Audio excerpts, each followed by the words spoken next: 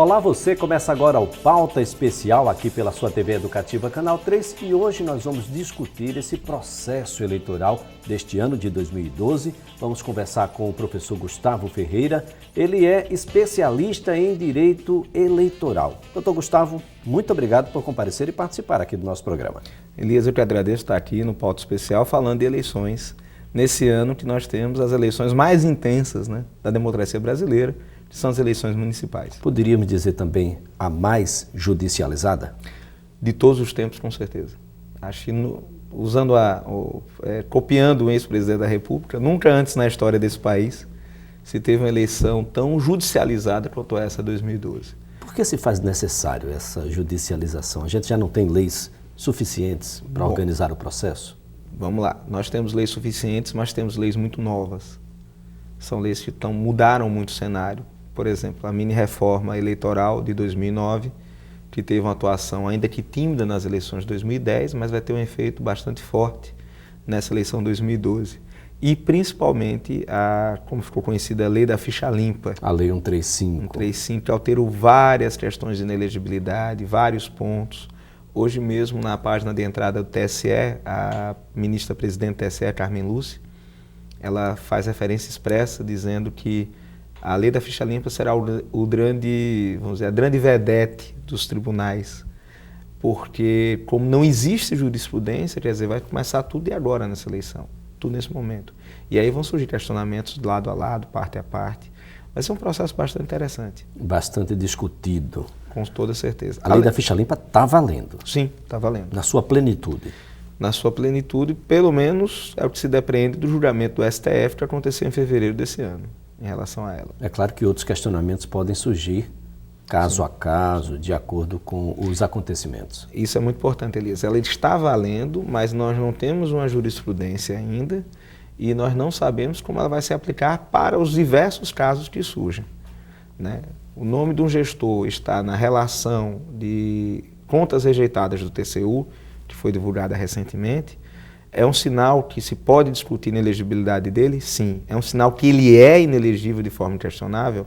Não. A gente tem que analisar caso a caso. Vai ter que analisar caso a caso, mas de toda sorte já dá o pontapé inicial, os argumentos necessários para o início da discussão. Com toda certeza. Daí, de qualquer candidato que, inclusive, a gente advoga para candidatos que querem impugnar outros e candidatos que serão impugnados, com base na lei da ficha limpa. E aqueles que serão, eu expliquei, olha, não é uma questão de saber se você vai ser ou não. Você vai. É a questão de saber se esse fato, essa sua rejeição, torna você ou não inelegível. Doutor Gustavo, o que é que de fato, em linhas gerais, em linhas centrais, diz a lei da ficha limpa? Perdão. A lei da ficha limpa, ela cria inúmeras hipóteses de inelegibilidade que não estão na Constituição. Para quem está nos vendo, o artigo, peço desculpas até, mas para deixar a coisa bem clara, o artigo 14, parágrafo 9 da Constituição, estabelece hipóteses de inelegibilidade devem ser reguladas por lei complementar. O que são hipóteses de inelegibilidade? São impedimentos a que você possa concorrer numa eleição. Ainda que você cumpra com todos os demais requisitos para ser candidato, a lei cria alguns impedimentos. Como é uma relação muito extensa, o legislador constituinte optou que isso ficasse numa lei complementar, que é a Lei 64/90. Na verdade, a lei da ficha limpa, o que é que ela fez?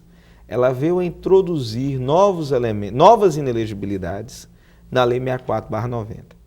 Então, como até brinco, daqui a uns anos ninguém vai falar mais da lei da ficha limpa, mas só da lei das inelegibilidades, que é essa 64/90, que saiu de um leque de 9 hipóteses para mais de quase 20. Quase 20. É uma quantidade bastante, é uma ampliação sensível. Considerável. Sensível. Cheia de brechas, poderíamos dizer. Cheia não, mas com bastantes brechas. Tem coisas que são muito claras. Por exemplo, 2 termos parecem bastante harmônicos, mas podem soar distintos. Retrospectividade, como diria o ministro Luiz Fux, ou retroatividade, como falam alguns advogados? Bom, com todo o respeito ao ministro Fux, é retroatividade. Para quem está nos vendo, retroatividade é quando volta ao passado para produzir efeitos naquele passado. Ele fala em retrospectividade como fazendo análise do retrospecto, da vida pregressa do cidadão.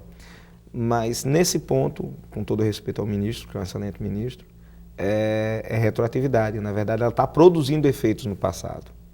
E o STF entendeu que ela poderia produzir esses efeitos. E aí vem um ponto de discussão. Fui condenado por inelegibilidade na eleição passada. Na época, a sanção era de 3 anos. Já cumpri essa sanção. Eu sou inelegível ou não? Eu já cumpri esses 3 anos. A lei vai voltar para transformar esse 3 em 8, e aí eu continuo inelegível, ou ela não atinge porque eu já cumpri os 3 anos? Pois é, o Ministério Público Eleitoral pode entender da seguinte forma: do dia em que você pede o registro, que lhe é concedido o registro, retroaja-se 8 anos, e o que tiver dentro desses 8 anos, naturalmente ele vai utilizar como sendo um critério para inelegibilidade. Exatamente, e para entrar com impugnação. Isso provavelmente vai ser usado, mas é objeto de discussão, veja. Nas eleições passadas, nós tivemos decisões divergentes de tribunais eleitorais. Teve tribunal que entendeu, não, já cumpriu os 3 anos, não vai poder voltar para recumprir a pena.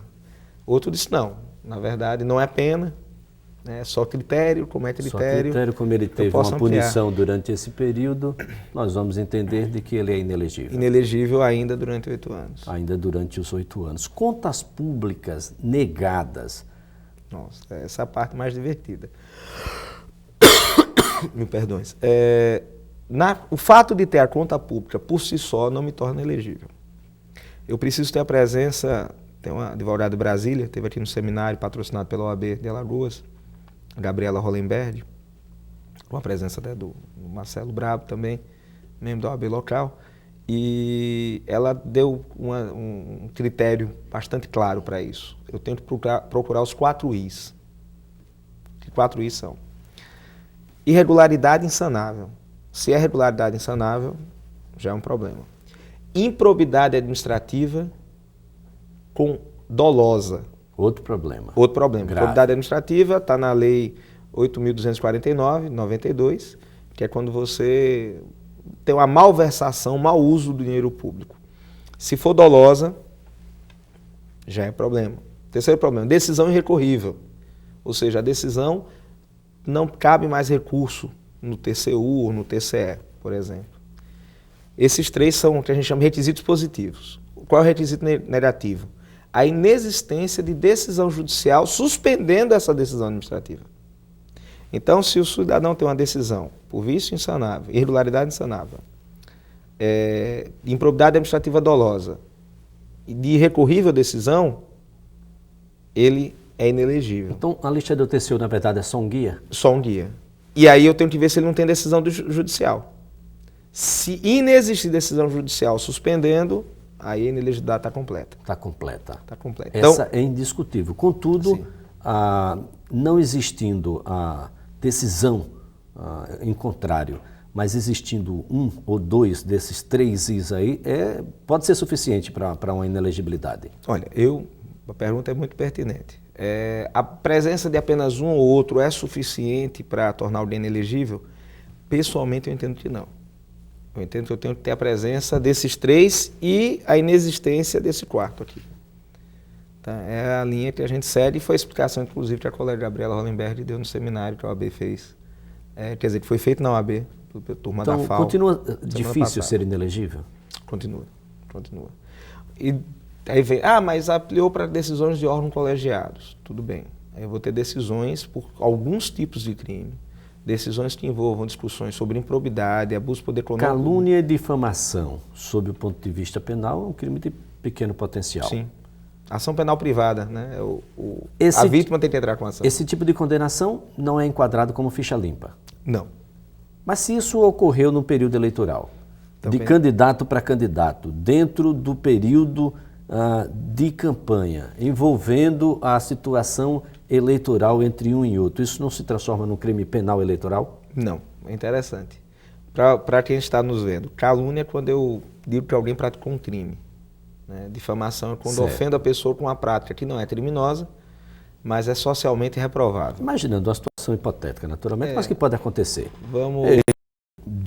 Eu, enquanto candidato, digo que o senhor queimou meu carro de som. Estamos no período de campanha. No ano seguinte, o senhor entrou aí com um processo contra mim e eu continuo respondendo. Aí vamos lá, esse que é o ponto. E a injúria é quando eu simplesmente ofendo. Ela só se torna calúnia, difamação e injúria eleitorais se essa ofensa for feita em meio de propaganda. Então, se na propaganda eleitoral eu viro e digo, ó, Elias roubou. Seja ela propaganda eleitoral que for, de carro, comício, de internet, carro de som, tudo que for. comício. Mas tem que ser propaganda eleitoral. Eu digo que o Elias roubou.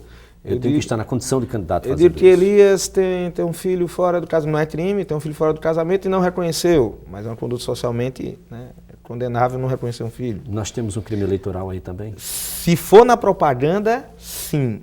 Se eu estiver discutindo com você e falar isso, ainda que seja por questões eleitorais, não. O grande ponto diferenciador é a ofensa... Uma entrevista coletiva, não é como propaganda. Candidato. Não é propaganda. Não. Não é propaganda. Então a gente pode difamar o outro numa entrevista coletiva e tá Não tudo é certo. crime. Para aí, não. Calma. Não é crime eleitoral. Sim. É crime comum? Sim. A gente está fazendo a distinção aqui do que é calúnia, difamação e injúria eleitoral, da calúnia, difamação e injúria comum, crime comum. Sintetizando, a ficha limpa não vai atender às expectativas da população.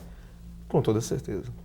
Com toda certeza. Mas isso, Elias, me permite, a gente já conversamos em outras oportunidades sobre esse assunto, e eu dou um dado estatístico com base em Alagoas, nas eleições de 2010.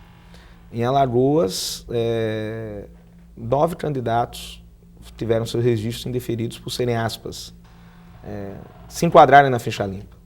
Dos 9, 1 renunciou, 3 tiveram a decisão alterada pelo TSE. O TRE foi mais rigoroso que o TSE. Dos 5, só 1 foi eleito.